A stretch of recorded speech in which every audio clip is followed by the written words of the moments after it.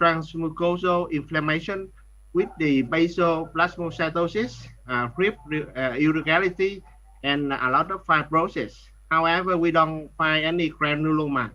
So the conclusion of the histology at that time was the chronic transmural inflammation with fibrosis and suspicious of active Crohn disease. We didn't find any evidence of tuberculosis, CMV, parasite, or neoplasia. We also did the upper GI endoscopy for the patient, and we found that the patient had esophageal ulcer and antral erosion. With the histologic examination, have some features support the clinical landscape of Crohn disease, as you can see in the slide. So at that time, the patient received the diagnosis of moderate Crohn disease A2, L1, and L4, B1. So we decided to start the oral steroid, which is the methylprednisolone 32 milligram per day, and we taper down the steroid dose.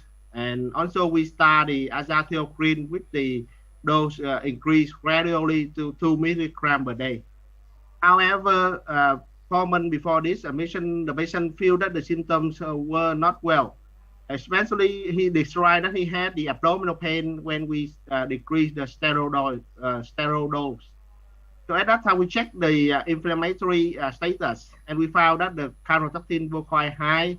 The colonoscopy will also have ileal ulcer, as you can see in the picture, and still the patient had one thickening in the ileum. So we also note that the hemoglobin at that time were quite low, about 8.5, which may be due to the active Crohn disease.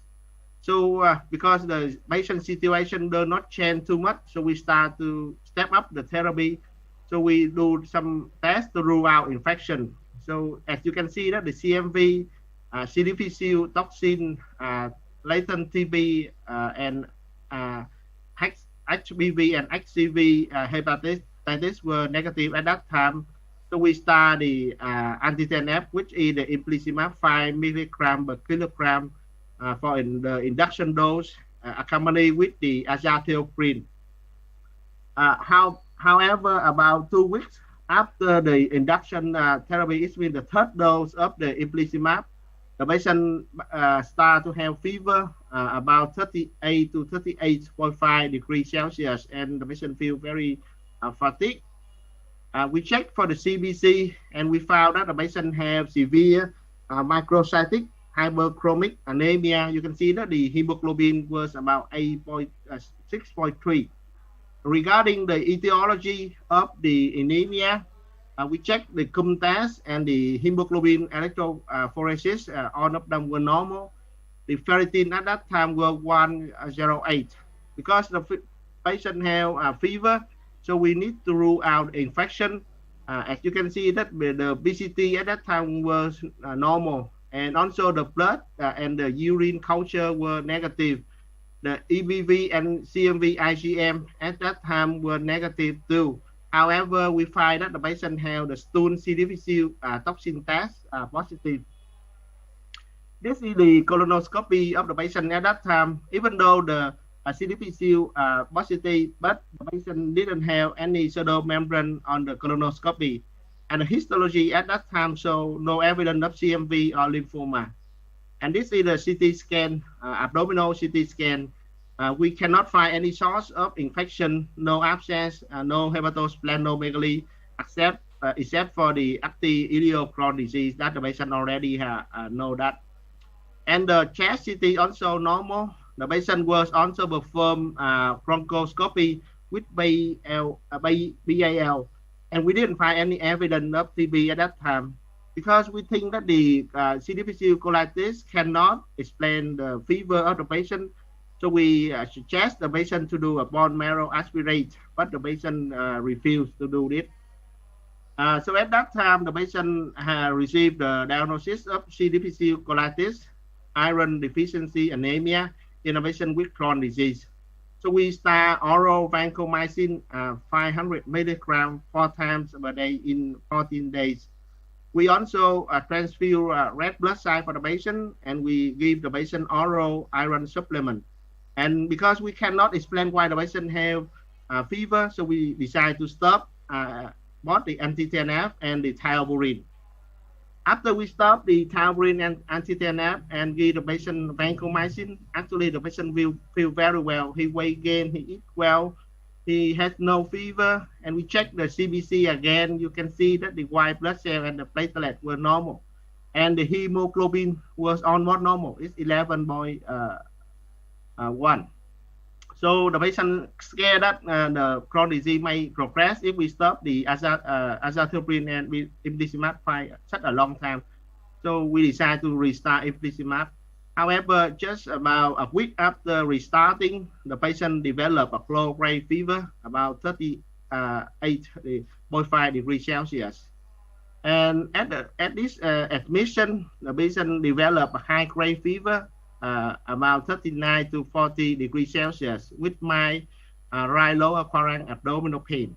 So we check the CBC again, and we find that the patient have pancytopenia. You see both the white blood cell, hemoglobin, and platelet decrease at that time. And the AST, ALT, and bilirubin was quite high at that time. We checked for the infection, and we find that the PCT increased to 3.6. However, the blood and the urine culture were negative at that time. The stool C. difficile toxin at that time were negative too. So we repeat the CT abdominal and the chest CT, and we cannot find the source of the infection. So we think that the patient may have other abnormality, and we check a lot of tests, and we reveal that the patient have hyperferritin, high triglyceride, and low fibrinogen. This is the CT scan at that time. We cannot find any abscess, or we didn't notice that the patient have hepatosplenomegaly, just active ileochron disease. And the patient was asked to do the bone marrow aspirate, and the bone marrow aspirate revealed that the patient have hemophagocytosis. So regarding the HLH, which means that the hemophagocytic lymphohistiocytosis in IBD, it actually is a rare and life-threatening condition. And usually it is secondary, which means that usually because of the infection in the immunocompromised patient.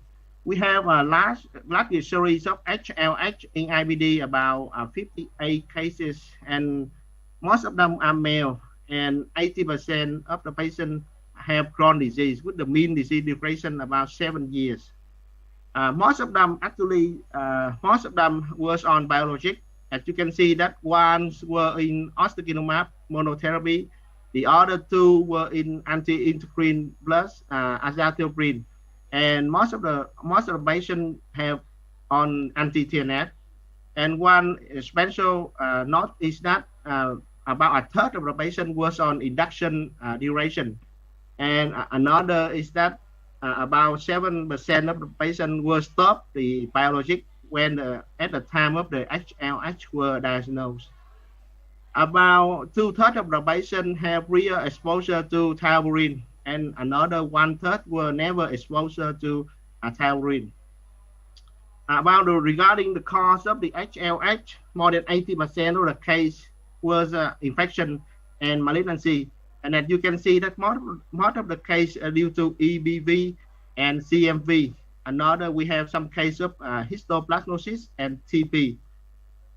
The death rate is about 30%, and you can see that the average survival time from the HLH diagnosis is about 31 days, very short. So early diagnosis and treatment is very important in patients with IBD and have a complication of HLH.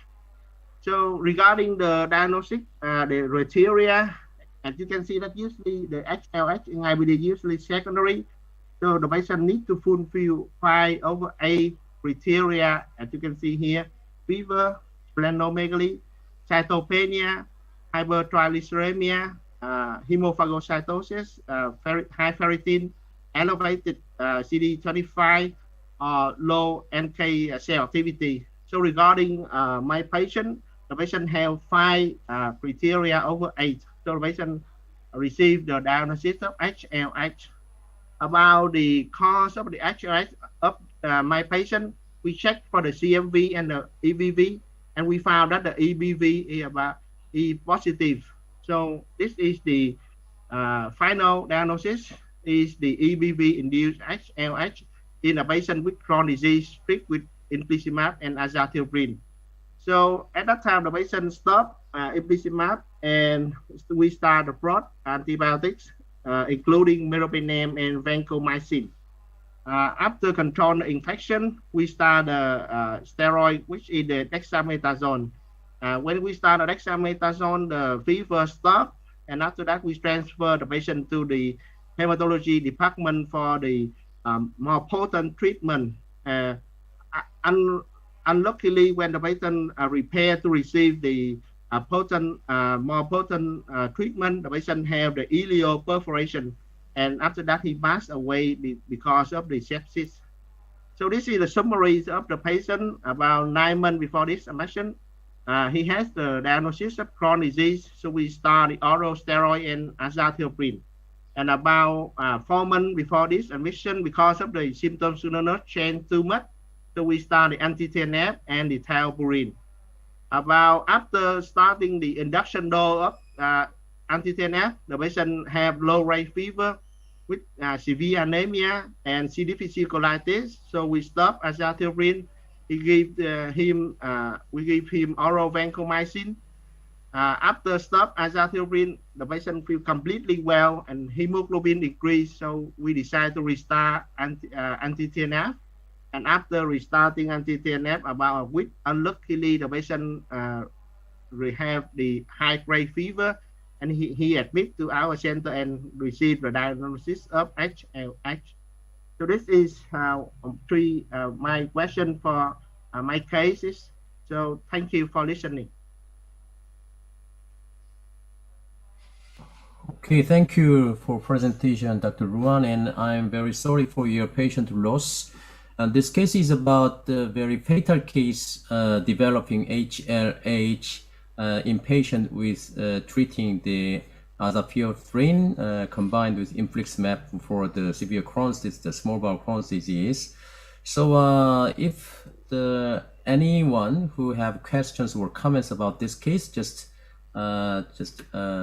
leave your comments or question in the chat box, or some others to directly want to ask about question, just your microphone on and to ask to the presenters directly. Okay. Hello, Dr. Luan. Okay, Professor Chan. Hello. Nice to meet you, and thank you for making an excellent presentation and sharing your difficult and educational case with us. Could you please show your last slide regarding your questions?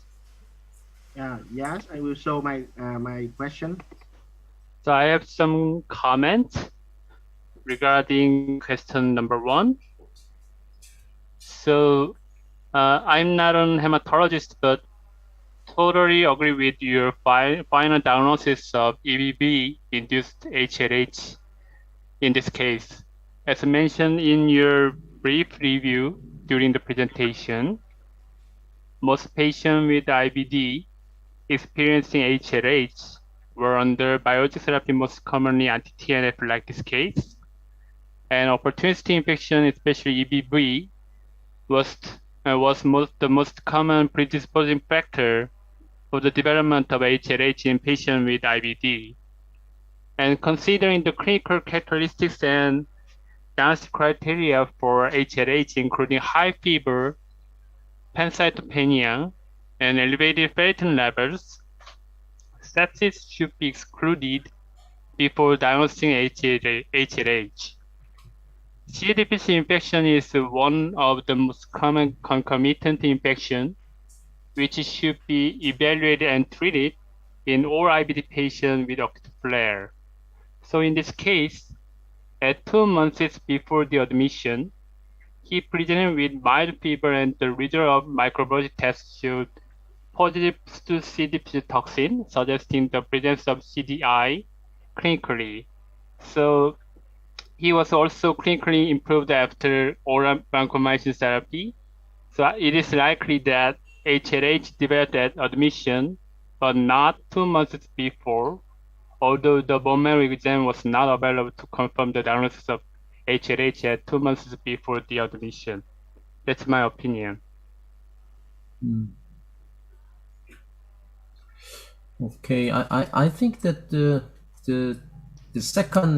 fever developed HLH occurred 2 months before it's prolonged low grade fever may be another tribute to C. difficile carotid, I think, but actually the sometimes the every time anytime just giving the infliximab, just the EBV virus, the infection, the activation making some fever, I think.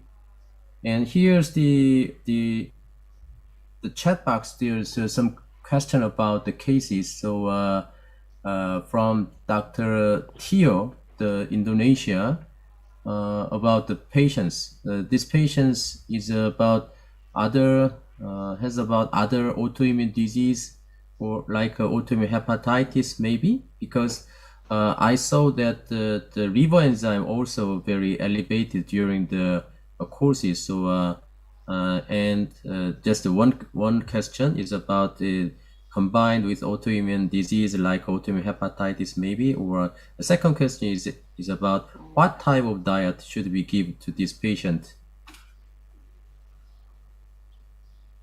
Yes, thank you for a very interesting question. So this is a 39 male patient, and we did check for the other autoimmune disease like lupus, and we didn't see any sign of lupus because the ANA and anti-DS DNA were negative, and we didn't the patient didn't fulfill the lupus criteria. And one more is that the autoimmune hepatitis, because when the patient come with us about 9 months before this admission, the AST, ALT, and bilirubin, and also the ALP were almost normal, do not increase. So we didn't think that the patient have any autoimmune hepatitis at that time, even though the BSC, although also the BSC. Okay, I see. I have some question about this kind of patients. If the this fatal complication like HLH developed in the patient with the biologics, which method, which treatment options do we have? Because any other switching the biologics is not be cannot be possible, I think. So what do you think about this? I read some article about restarting the biologics after we the HLH were controlled, and actually we have a very small number of cases. We have in that series of 58 cases, we have 5 patients restart the biologics, and 1 have the HLH reoccur, and the other 4 is seem to be okay. But as you can see that the HLH can occur with other biologics like ustekinumab or vedolizumab or even natalizumab, not only the anti-TNF. You can see that in 56 patients received biologics. 1 was on ustekinumab monotherapy, the 1 were on vedolizumab plus azathioprine, and the other 1 is from the vedolizumab plus helpurine. So I think that the author of the paper think that HLH can occur with any biologic, not just anti-TNF. Okay, I see. Okay, thank you. And okay, so there is no other questions from the audience. And Dr. Luân, yes, Dr. Luân, yes, I'm yes, Dr. Kiên. I ask one question from the is this a patient very young, only about 29 years old, when he used for the infliximab. I ask you question, what about the result of long-term follow-up on this patient? I'm sorry? In this patient, very young, 29 years old, you use infliximab for this patient. And I asked you about what about follow up in patient and outcome. Okay. Yeah. So after we start the infliximab for the patient about 4 months before this patient, because the symptoms doesn't change with the corticosteroid, we usually infuse the infliximab for the induction dose week 0, week 2, and week 6. We checked. We have in my IBD team, we have the protocol to check for the infliximab infusion therapy, and I follow my protocol. So we check for every visit. We check for the CBC, the liver test, and the renal function test, and a CRP. Yeah. All right. So we have a limited time, and let's move on to the next case. And Professor Kian will moderate this case, I think. Yes.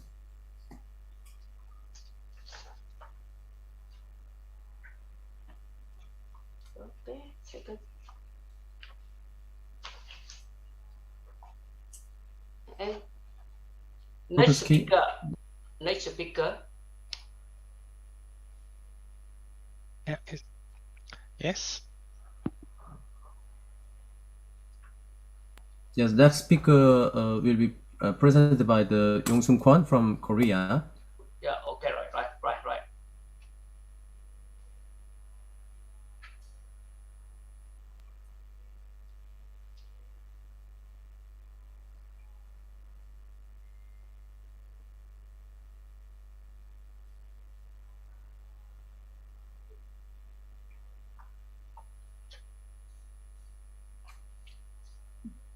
Dr. Kwon? Yes. Yes, please share your slide, please. Okay.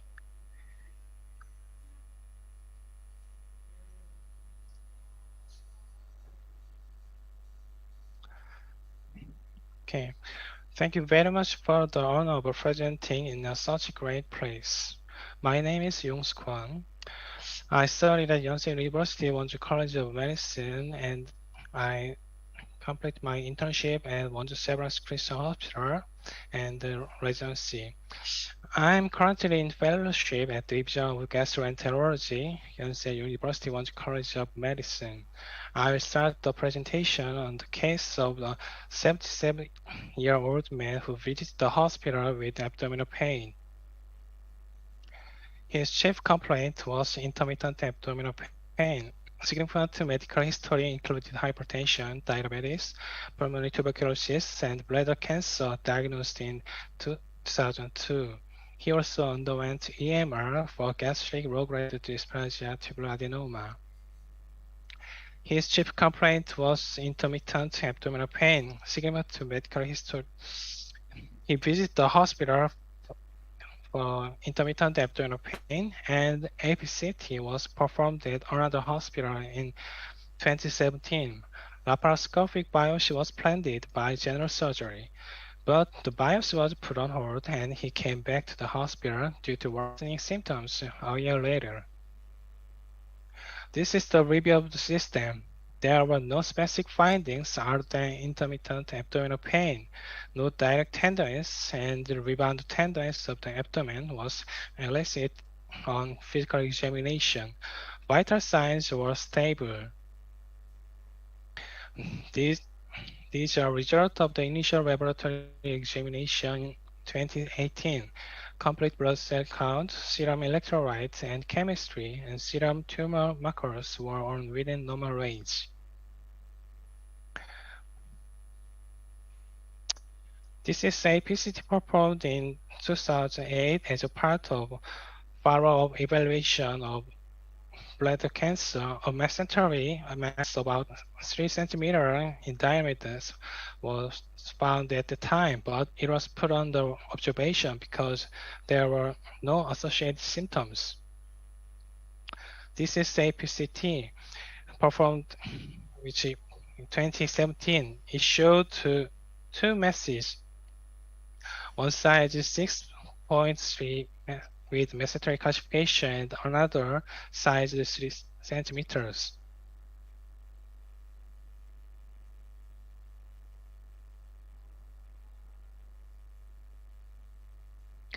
This is an APCT performed in 2018 due to worsening symptoms.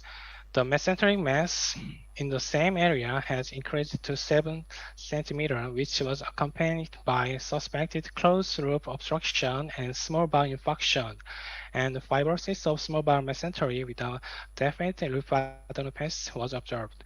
Based on 2017-2018 APCT, we formed differential diagnosis, primary sclerosing mesenteritis or mesenteric fibrosis by neuroendocrine tumor. PET-CT was performed to evaluate for neuroendocrine tumor. PET-CT showed an edematic figure on left side of the ileum. However, there was no significant FDG uptake.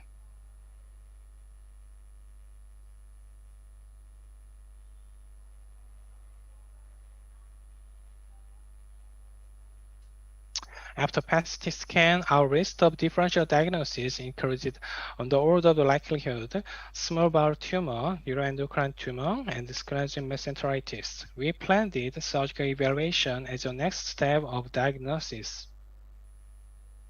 This is a specimen of small bowel from the surgery. The tumor encircled the ileocholic branch, including the superior mesenteric vessel.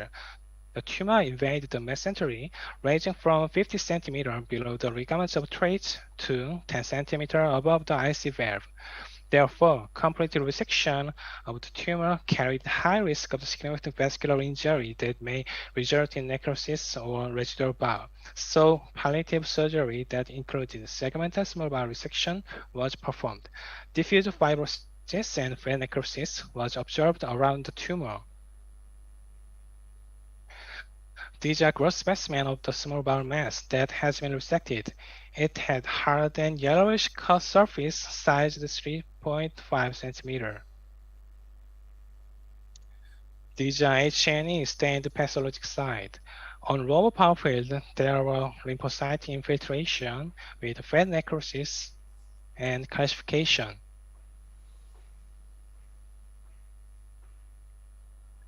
On high power field, lymphoplasma cell infiltration was observed, but it was not dense and obliterative phlebitis was not observed.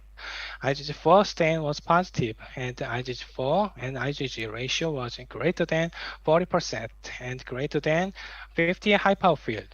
Therefore, pathologic diagnosis was diffuse fibrosis involving mesentery with fat necrosis and multifocal aggregates of the lymphoplasma cells. Subsequently, an additional evaluation was planned for differential diagnosis.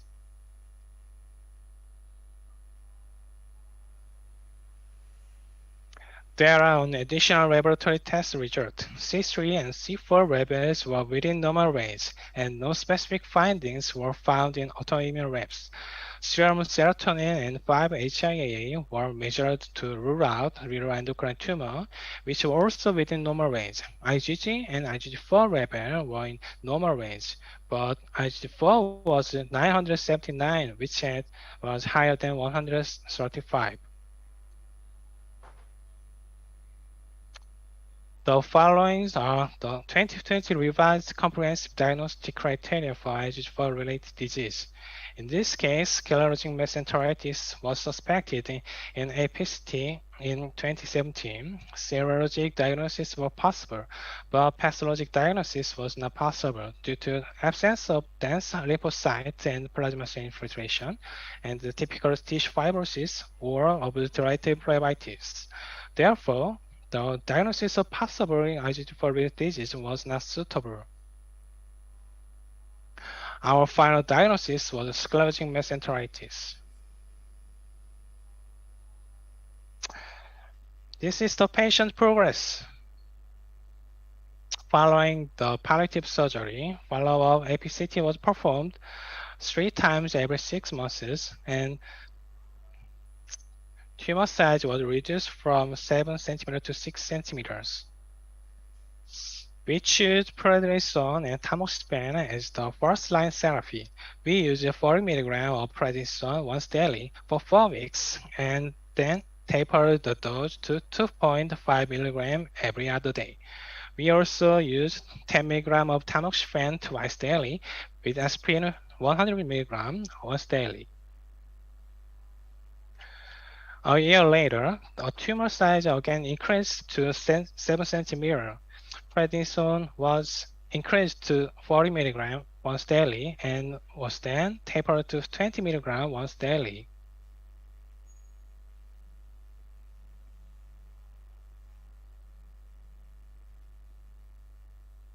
Azacitidine 75 mg once daily was added, which was uptitrated to 100 mg once daily. Tamoxifen and aspirin was maintained the same dose. In 2019, he developed a facial numbness MRA performed, which found both intercalateral artery stenosis and basilar artery stenosis. For basilar angiography was scheduled by neurosurgery, but was put on hold. After holding aspirin for 1 week prior to scheduled endoscopy at another hospital, he developed a dysarthria and left side weakness. He was diagnosed with a cerebral infarction when he visited our hospital emergency room. At the time, he had no symptoms associated with abdominal mass, so we decided to suspend medication for splenic mesenteritis and maintain only conservative treatment. He was later transferred to nearby general hospital. Let me summarize what I said through a timeline graph. The 3 cm mesenteric mass, which was found in 2008, increased in size to 6 cm in 2017 and 7 cm in 2018. After surgery and medication, the mass decreased to 6 cm and then increased to 7 cm again, for which we resumed prednisone and started azacitidine. Cerebral infarction occurred while maintaining tamoxifen throughout the course. After assessing the patient's general condition, we stopped the prior medication and tapered the dose of prednisone to 5 mg once daily.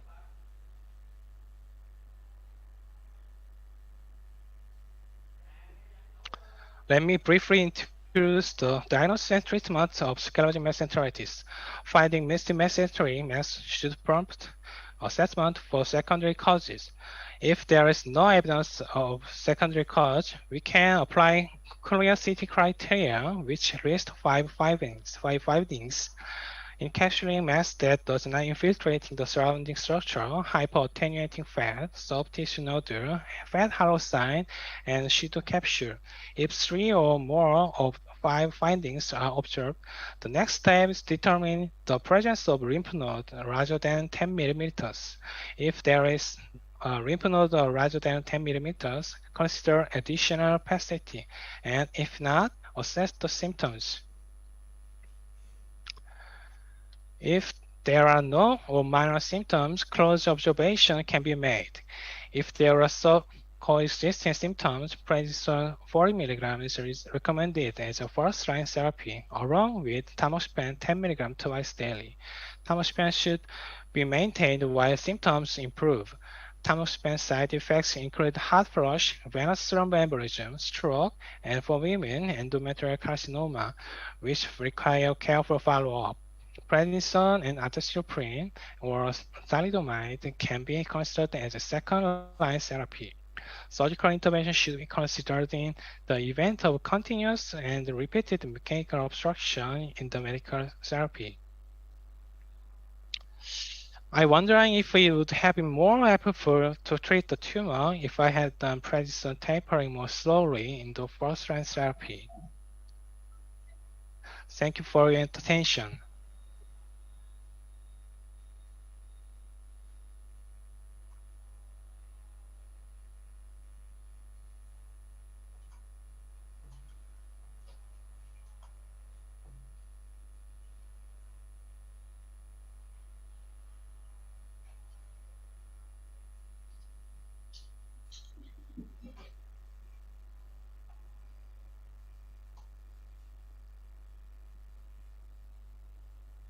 Professor Kian, you have any comment about the case? Yes. Okay. Thank you very much for your for the lecture. In fact, in my the countries, this is very rare. I ask you in this patient, what about for the upper GI and colonoscopy and enteroscopy for this patient?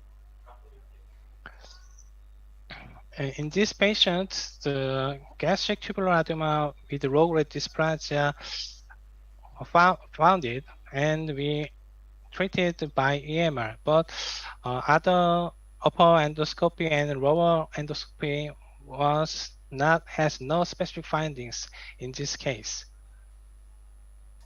Okay, I have a question about the case, and actually sclerosing